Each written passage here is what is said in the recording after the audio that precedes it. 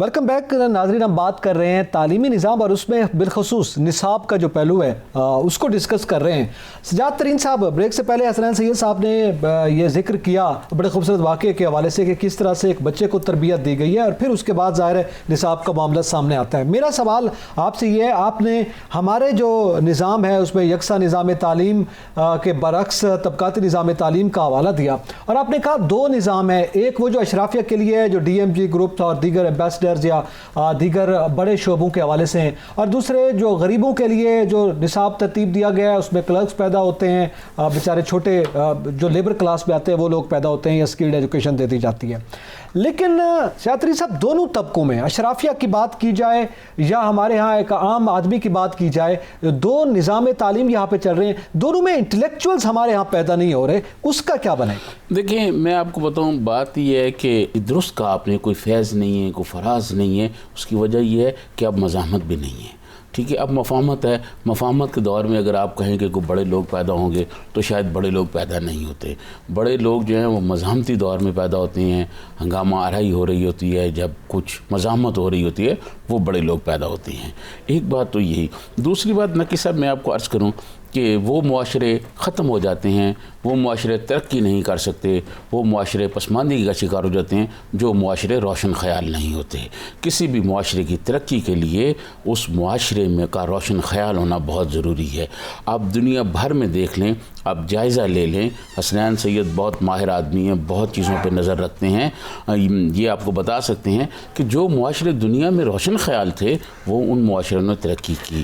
کوئی بھی معاشرہ روشن خیال اسی وقت ہوتا ہے جب وہاں اس معاشرے کا نصاب جو ہے وہ ایسا ترتیب دیا جائے جو ایک روشن خیال لوگوں کو پیدا کرے. جب آپ لوگوں کو ایسا نصاب دیں گے کہ جہاں ایک طرف آپ کلرک پیدا کر رہے ہیں, ایک طرف آپ ڈی ایم جی افسر پیدا کر رہے ہیں, تو وہ معاشرہ پھر جو غریب کا نصاب ہے اس میں آپ اور ایسی چیزیں پیدا کر رہے ہیں. ہم دوسری ایک چھوٹی سی بات گیپ پیدا ہو رہا ہے, ایک چھوٹی سی بات میں آپ کو بتاؤں, ہمارے معاشرے میں جب ذوالفقار علی بھٹو کی حکومت ختم کی گئی 5 جولائی 1977 کے بعد ضیاء الحق آئے, تو ضیاء الحق نے جہاں اس معاشرے پہ اور بہت سا جبر کیا, ایک تعلیم کے شعبے میں بہت جبر کیا. اس نے بہت ساری چیزیں ایسی نکال کے اور نصاب میں ایسی چیزیں ڈال دیں جس سے عام بچہ جو ہے وہ شدت پسندی کا شکار ہو رہا ہے. آپ اپنے بچے کو لے کے جائیں, آپ نے عام دیکھا ہوگا, ہم مارکیٹ میں جب بچوں کو لے کے جاتے ہیں تو بچے وہاں کھلونے پڑے ہوں گے, گاڑیاں پڑی ہوں گی, جہاز پڑے ہوں گے, بچے وہ نہیں اٹھائیں گے, بچے وہاں گن اٹھائیں گے.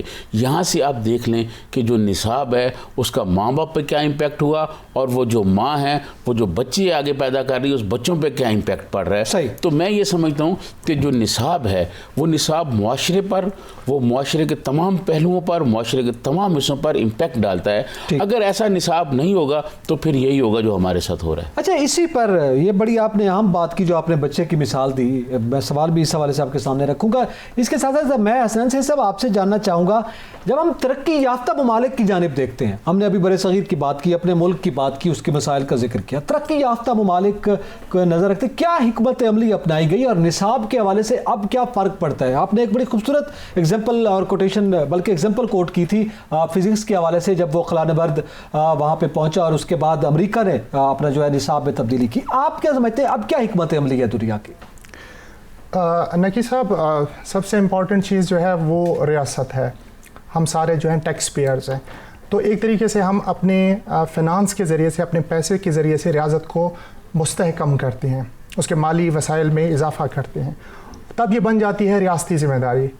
ایک انفارچونیٹ چیز کہ دنیا بھر میں جو چیزیں ریاستی ذمہ داریاں ہوتی ہیں, بدقسمتی سے ہمارے ہاں وہ کاروبار ہیں. صحت ریاست کی ذمہ داری, آپ ذرا دیکھ لیں, بہت اچھا کاروبار ہے. تعلیم ریاستی ذمہ داری, بڑا منافع والا کام ہے.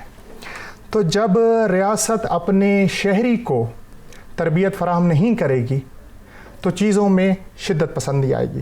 اور مجھے یہ کہنے کی اجازت دے کہ جب تک ریاست اور فرد کا مفاد ایک نہیں ہوگا, اس مفاد کو جو جوڑنے والی چیز ہے اس کا نام نصاب ہے. سن 1600 میں ایسٹ انڈیا کمپنی اسٹیبلش ہوتی ہے ہندوستان میں.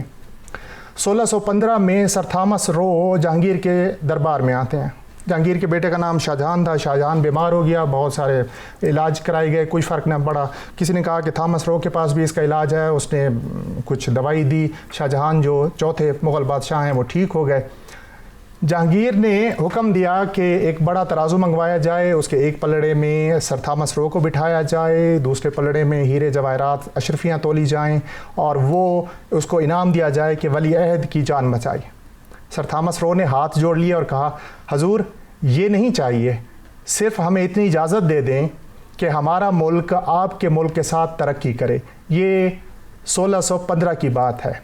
اس کا نتیجہ یہ نکلا کہ 1857 میں انگریز سرکار نے جو اجازت تجارت کے نام پر مانگی تھی پورے کے پورے ہندوستان پہ قبضہ کر لیا.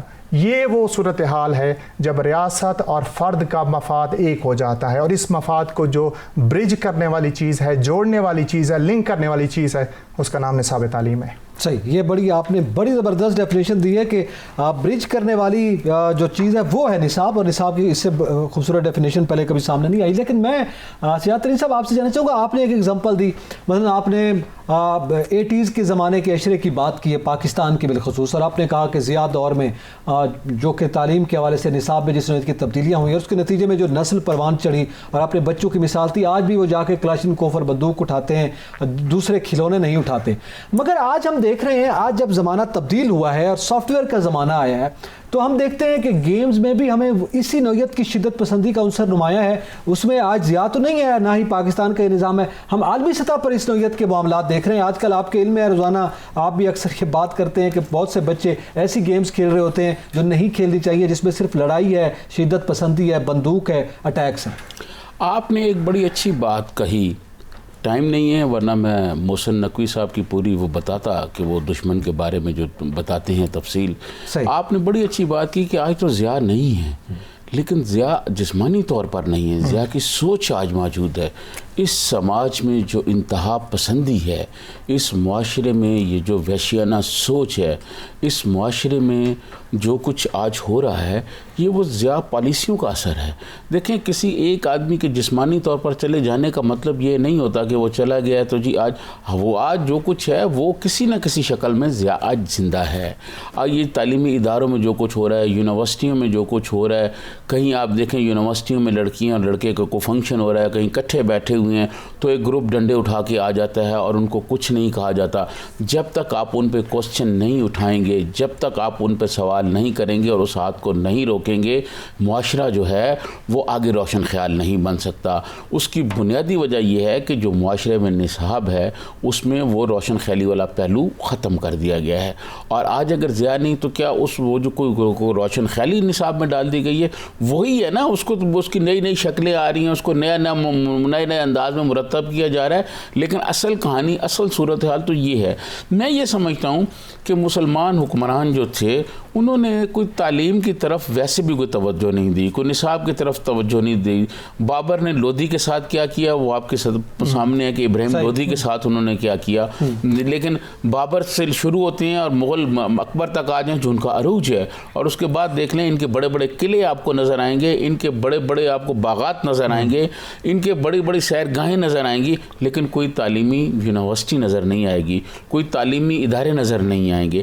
اسی طرح اگر میں تھوڑا سا اور آگے چلا جاؤں تو آپ دیکھیں تیمور نے یلدرم کے ساتھ کیا کیا ہے. یلدرم نے پورے یورپ کو آگے لگایا ہوا تھا، لیکن تیمور نے اس کے ساتھ کیا کیا. تو یہ اسی طرح جو ہیں حکمران جو ہیں وہ ایک دوسرے کے ساتھ، اگر آپ کے پاس ٹائم نہیں ہے ورنہ میں بہت پیچھے تک آپ کو لے جاتا اور بہت ساری باتیں ایسے بتاتا آپ کو کہ یہ جو قتل و غارت آپس میں کرتے رہے ہیں انہوں نے سوچا ہی نہیں. وہی امپیکٹ کسی نہ کسی طرح یہ پڑتا رہا.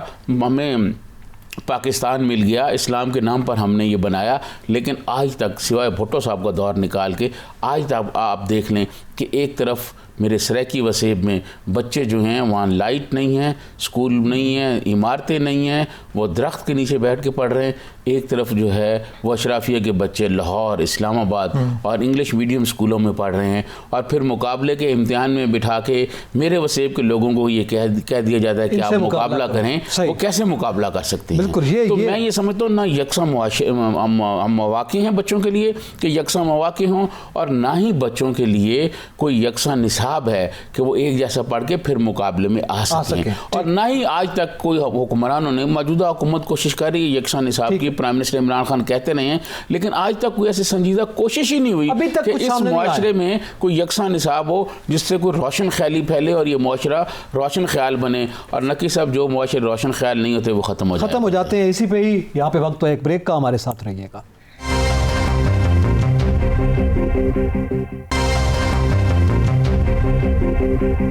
वेलकम बैक नाजरीन, हम अब गुफ्तगू कर रहे हैं निसाब तालीम के हवाले से, और ब्रेक से पहले सजाद तरीन साहब ने कुछ एग्जांपल्स भी दी, और बिलखसूस पाकिस्तान तक जो बड़े सगीर में बिलखसूस मुसलमानों की हिस्ट्री है और उनके जो अगर कोई कारकर्दगी है तालीमी मैदान के हवाले से जिक्र किया है। मैं थोड़ा सा बढ़ूँगा आगे, हसनैन सैयद साहब आपसे जानना चाहूँगा, एक तो पाकिस्तान का निसाब जिसका भी हवाला दिया सजाद तरीन साहब ने, इसके साथ साथ आप क्या समझते हैं कि क्या हमारा मौजूदा निसाब, चाहे वो सोशल साइंसेस का हो या ओवरऑल साइंस की बात की जाए या दीगर सब्जेक्ट्स की, क्या ये वक्त के तकाज़ों के मुताबिक है?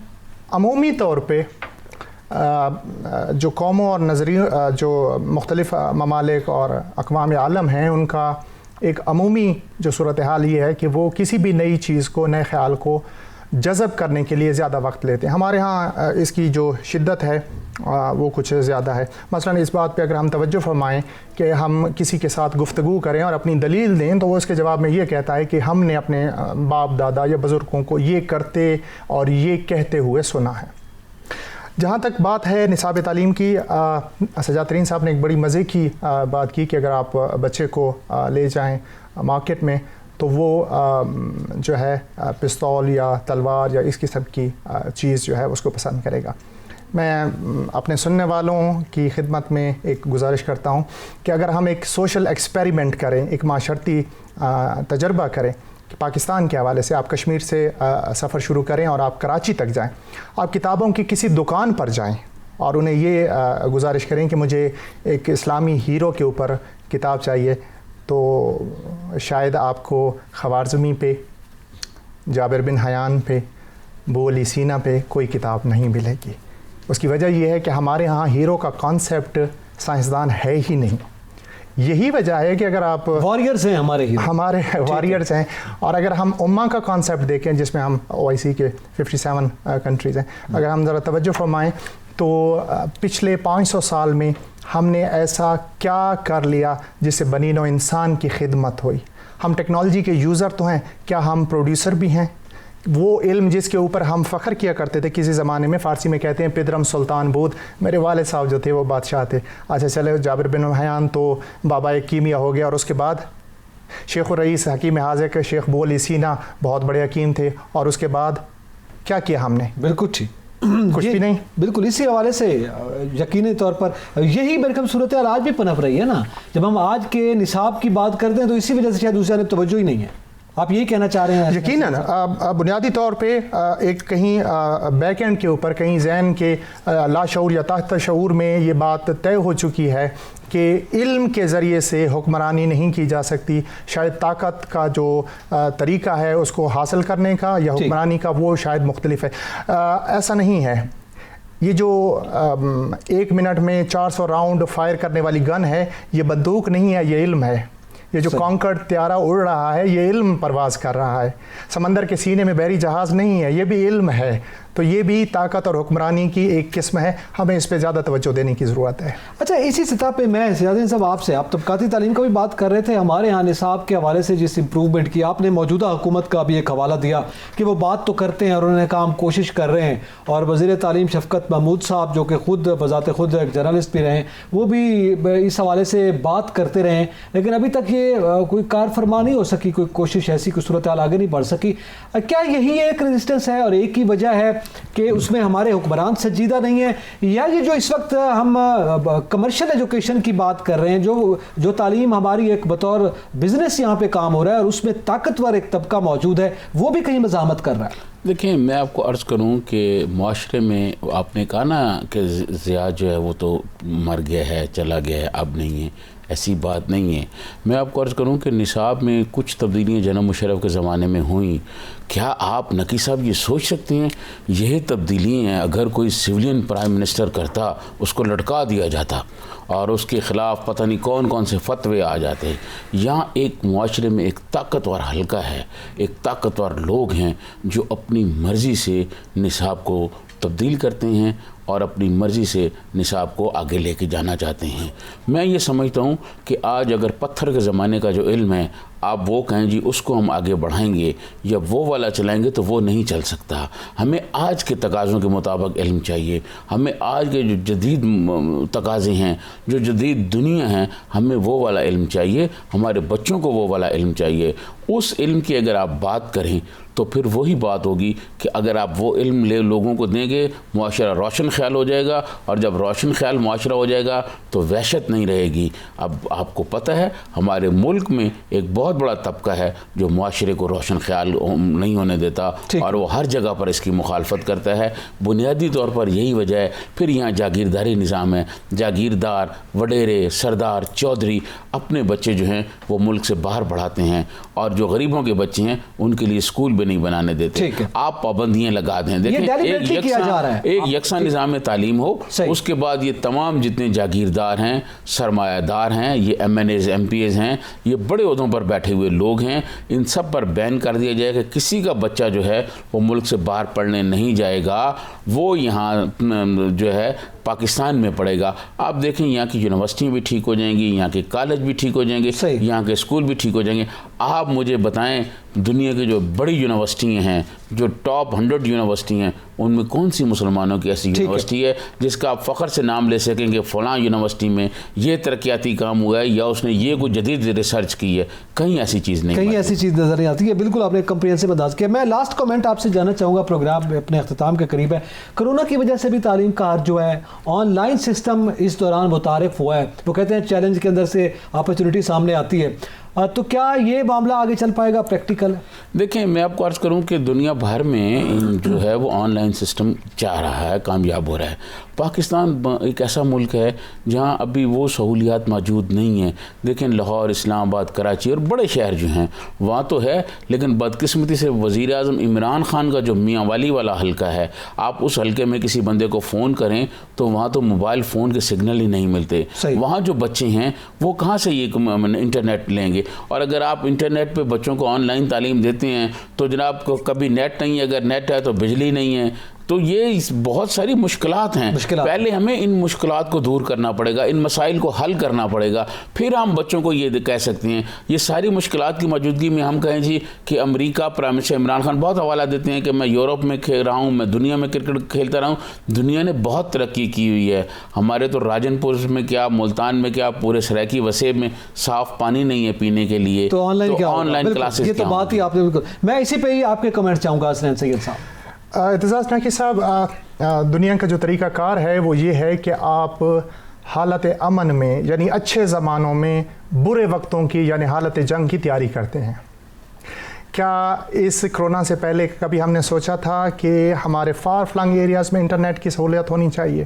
بچوں کے تو مسائل ہیں, اور ٹیچرز بھی تو اتنے ہی لا علم تھے اس ساری ٹیکنالوجی سے, اس سارے طریقہ کار سے. تو بنیادی طور پہ تو ہونا یہ چاہیے تھا کہ جس زمانے میں صورتحال بہتر تھی ہم بتدریج, ہمیشہ یاد رکھیے گا نصاب اور تربیت یہ سٹیپ وائز ہے, یہ سیڑھی کی طرح سے ہے, چھلانگ نہیں لگائی جا سکتی, ایک ایک قدم اوپر جانا چاہیے. یہ ریاستوں کی ذمہ داری ہے کہ وہ ایک ایک قدم جو ہے آگے بڑھیں. صحیح. اسی کے ساتھ ہی پروگرام کا وقت جو اپنے اختتام کو پہنچا. یقینی طور پر تعلیمی نظام میں نصاب ایک بنیادی کردار ہے. حکومت وقت کو نصاب پہ توجہ دینی چاہیے, پھر اس کے بعد یکساں نصاب پہ توجہ دینی چاہیے, اور پھر جیسے ابھی آخر میں یہ حوالہ دیا گیا ہے کہ اچھے وقتوں میں برے وقتوں کی تیاری کرنی چاہیے. موجودہ صورتحال جو کرونا کی وجہ سے پیدا ہوئی اور پھر ایک دم آن لائن کلاسز کا ذکر شروع ہوا, تو اگر انشاءاللہ یہ کرونا کی فضا جو ہے وہ ختم ہوتی ہے اور صورتحال بہتر ہوتی ہے تو اس کے بعد حکومت کو یقینی طور پر اس پہ بھی کام کرنا چاہیے. اعتزاز نقی اور سجاد ترین کو اجازت دیجیے. اللہ حافظ.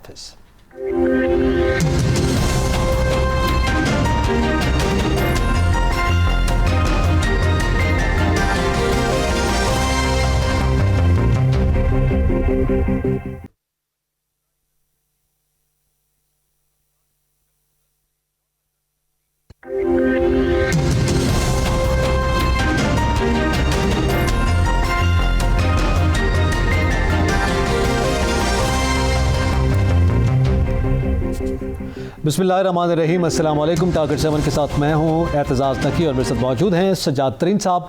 और नाज़रीन, आज गुफ्तगू करेंगे हम निसाब तालीम के हवाले से। तालीम जो कि एक जामे लफ्ज़ भी है और मौजूदा सदी के हवाले से तालीम ने बड़े बड़े इनकलाबात बर्पा किए हैं गुज़िश्ता सदी में और हालिया सदी में।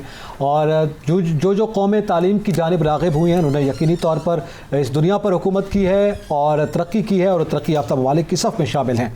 लेकिन तालीम के मुख्तलिफ़ गोशे हैं जिसमें हम तबकाती निज़ाम तालीम का जिक्र करते हैं, यकसा निज़ाम तालीम, ख़ुद एजुकेशनल सिस्टम जो है मुख्तलिफ़ ममालिक का, उसमें निसाब जो कि रूह है किसी भी तालीम के सिस्टम के हवाले से, उस पर हम बात करेंगे।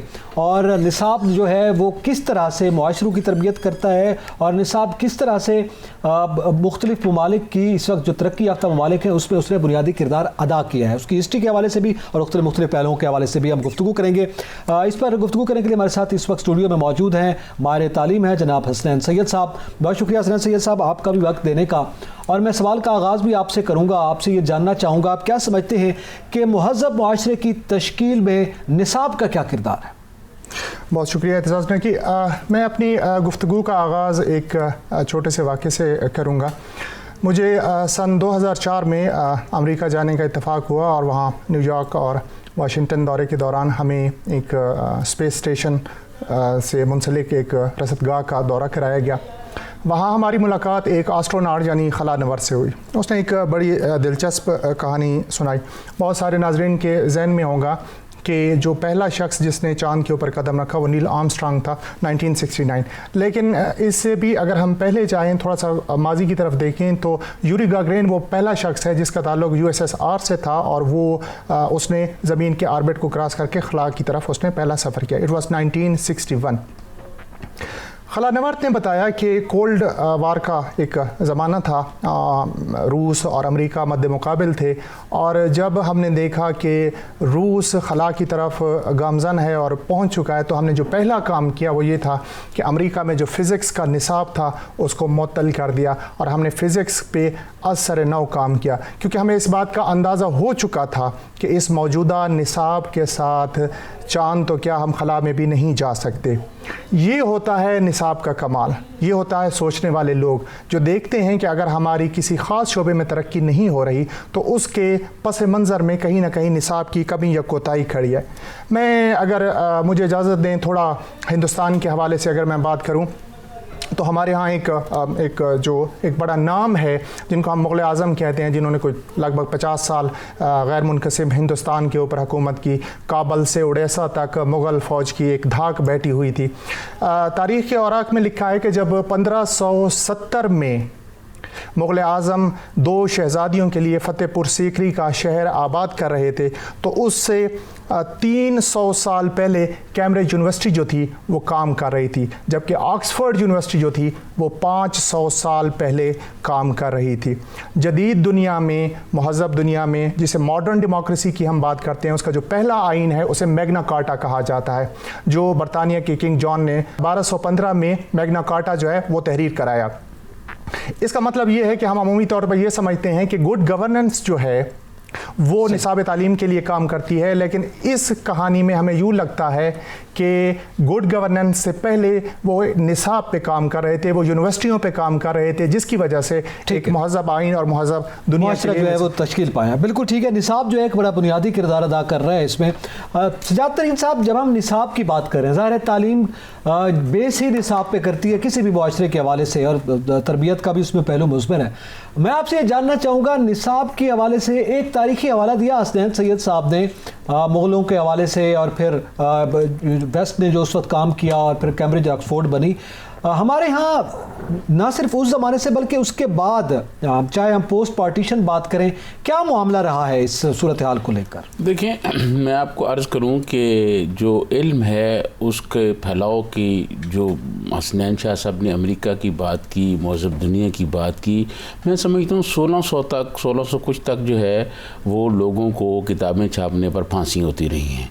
बरतानिया में आखिरी पब्लिशर्स को जो फांसी हुई, और उनकी एक मशहूर राइल अदालत जो थी उसने उनको, पब्लिशर को, इस बात पर सज़ाए मौत दे दी कि उसे जब पूछा गया कि आथर का नाम क्या है, उसने आथर को, उस किताबों में आथर के नाम नहीं, आथर अपने नाम नहीं देते थे, पब्लिश छाप देते थे, तो उन्हें ये कहा गया कि आथर का नाम बताओ, बताओ, उन्होंने नाम नहीं बताया तो उसको सज़ाए मौत हो गई। लेकिन वो वक्त चलता रह गया, आगे किताबें फिर छपती रहीं, लोग फांसी लगते रहे, लेकिन आखिरी फांसी जो थी वो 1600 कुछ की कोई डेट है इसमें आखिरी लगी, और उसके बाद फिर आगे सिलसिला चलता रहा। ये एक इल्म का आगे की तरफ बढ़ा हुआ था, इल्म बढ़ता गया आगे, लोग शऊर में आते रहे और लोगों को पता चलता रहा, फिर वो तरक्की की मनाजिल भी तय करते रहे। यही सिलसिला पाकिस्तान में रहा, अब बर सग़ीर में रहा। पहले मैं बर सग़ीर की बात करूँगा। बर सग़ीर में जितना हमले आवर आए हैं, अभी मुग़ल हुक्मरानों के जनाब हसनैन सैयद साहब ने भी हवाला दिया, यहाँ बड़े बड़े मुग़ल हुक्मरान हमला आवर जो आए हैं उनको आप, उनके बागात आपको मिलेंगे, उनके महल आपको मिलेंगे, उनके किले आपको मिलेंगे, लेकिन कोई यूनिवर्सिटी नहीं मिलेगी, कोई तालीम नहीं मिलेगी। मुग़ल जब अपनी बेगमात के लिए, मुमताज़ बेगम जब 12वां या 13वां बच्चा पैदा कर रही थी और वो फौत हो गई, तो उसकी याद में ताज महल तो बनाए जा रहे थे, कोई यूनिवर्सिटियाँ नहीं बनाई जा रही थी यहाँ। तो मैं ये समझता हूँ कि जितने ये बड़े हुक्मरान आए जिनके बारे में हम बहुत सी तारीख़ में हमें पढ़ाई जाती हैं, तालीम के हवाले से उनका कोई काम नहीं था। और जो कुछ इदारे बने जब यहाँ अंग्रेज़ आए, आज भी मौजूद हैं, हमारे लाहौर में हैं और मुख्तलिफ़ जगहों पर हैं, उन्होंने एजुकेशन के इदारे बनाए, लेकिन वो उस तरह की जो ज़रूरत थी उस ज़रूरत के मुताबिक ना बन सके। फिर अंग्रेज़ बहादुर जब यहाँ से गया, उसके बाद ये ख़ित्ता तकसीम हो गया। जब ख़ित्ता तकसीम हुआ तो उसके बाद जो है हमारे यहाँ जो जागीरदार थे, जो सरमायादार तबका था, उन्होंने अपने बच्चों को तो मुल्क से बाहर लंदन और अमेरिका में पढ़ाने की रवायत बना डाली, लेकिन यहाँ जो गरीब तबका था, जो गरीब मेहनत का, जो गरीब मज़दूर था, उसके लिए तालीम को वो महंगा करते गए और उसकी तालीमी अप्रोच ही ख़त्म कर दी गई कि वो वहाँ तक जाएँ। निसाब ही ऐसा तरतीब दे दिया गया। उसके बाद जब पाकिस्तान में जुल्फ़िकार अली भुट्टो आए, जुल्फ़िकार अली भुट्टो ने कुछ 26 के करीब यूनिवर्सिटियाँ बनाई हैं इस मुल्क में, और उन्होंने कोशिश की कि तालीम आम की जाए। फिर तालीम जो है वो आम तो हुई, लेकिन जैसे ही जुल्फ़िकार अली भुट्टो की हुकूमत ख़त्म हुई तो उसके बाद फिर वही सरमायादार तबका जो है और जागीरदार जो हैं ये मिल गए, जागीरदार सरमायादार उन्होंने मिल के और यहाँ पर जो तबकाती तालीमी निज़ाम था उसको और मजबूत कर दिया। और आज सूरत हाल ये हो गई है कि हमारे यहाँ जो निज़ाम है, हमारे यहाँ जो निसाब है वो तबकाती है। एक अशराफिया का तबका है, एक गरीब तबका है। और अशराफिया जो है वहाँ से DMG अफसरान, वहाँ से एम्बेसडर्स, वहाँ से बड़े हुक्मरान पैदा होते हैं, और जो गरीब तबका है वहाँ से क्लर्क पैदा होते हैं, वहाँ से नैब कासद पैदा होते हैं। तो ये जो निसाब है ये मुआशरे के हर पहलू पर, मुआशरे के हर हिस्से पर असर अंदाज होता है। पाकिस्तान में 70 साल में सिवाय एक जुल्फ़िकार अली भुट्टो का जो टर्नओवर है उसके के अलावा कभी ये कोशिश नहीं की गई कि ये जो निज़ाम है, ये जो हमारा निसाब है, इसको यकसां कैसे बनाया जाए। क्योंकि हमारे यहाँ तबकाती निज़ाम में बहुत मजबूत तबकाती निज़ाम है, एक अशराफिया के स्कूल हैं, एक गरीबों के स्कूल हैं। तो मैं ये समझता हूँ कि इस तरफ हुकूमत को तवज्जो देनी चाहिए और यकसां निज़ाम तालीम होना चाहिए ताकि तरक्की के जो मौक़े हैं वो यकसां हों लोगों के लिए। अच्छा, इसी पर हसनैन सैयद साहब आपसे मैं जानना चाहूँगा, जब हम कोर्स की बात करते हैं, निसाब की बात करते हैं, सिलेबस की बात करते हैं, ओवरऑल ज़ाहिर है उसका बड़ा असर होता है। मुआशरे की तश्कील में कहते हैं या तरबियत में एक बड़ा बुनियादी किरदार है निसाब का, तो इसकी क्या निस्बत है, क्या आपस में रिलेशन है? देखिए, निसाब बुनियादी तौर पर वो बैकग्राउंड की पस मंज़र की थ्योरी है जिसकी बुनियाद पर अमली इक़दामात किए जाते हैं। मैं इसकी मिसाल यूँ दूंगा कि अगर कोई कार मैकेनिक बाइक को या कार को खोलता है तो शायद वो इसके इंजन से तो वाकिफ़ है, लेकिन वो फ़िज़िक्स के उन असूलों से वाकिफ़ नहीं कि किस तरीके से रिम सिस्टम और दीगर चीज़ें या हाइड्रोलिक सिस्टम जो है काम करता है। बुनियादी नुकसान ये होता है कि जब आपका निसाब तरबियत से खाली होता है तो माशरों में शिद्दत पसंदी बढ़ती है। मुझे मेरे एक दोस्त ऑस्ट्रेलिया में रहते हैं और उन्होंने बड़ी मज़े की मुझे कहानी सुनाई कि जब उन्होंने अपने बच्चे को स्कूल में दाखिल किया तो अगले 6 महीने तक उसको कोई होमवर्क या किताबों का बर्डन उसके ऊपर वज़न नहीं। तो उसने रब्ता किया स्कूल से कि उन्होंने कहा कि हम बहुत फ़ीस तो पे कर रहे हैं, लेकिन इसके मुकाबले में जब हम देखते हैं तो पढ़ाई उस तरह से नहीं हो रही। तो स्कूल वालों ने बड़ा मज़े का जवाब दिया। उन्होंने कहा कि हम इसे स्विमिंग सिखा रहे हैं और हम इसे बता रहे हैं कि तहम्मुल के साथ किसी लाइन में कैसे खड़ा होना होता है। खूबसूरत, बड़ा अच्छा वाक़े का। इसी वाक़े पे हम ब्रेक ले लेते हैं और ब्रेक के बाद हम इसी सिलसिले को आगे बढ़ाएंगे कि निसाब का तरबियत के हवाले से भी एक बात सामने आती है और फिर जो हमारी कसम पुरसी है तालीमी निज़ाम के हवाले से उसके मुख्तलिफ पहलुओं का जायज़ा लेंगे। हमारे साथ रहिएगा।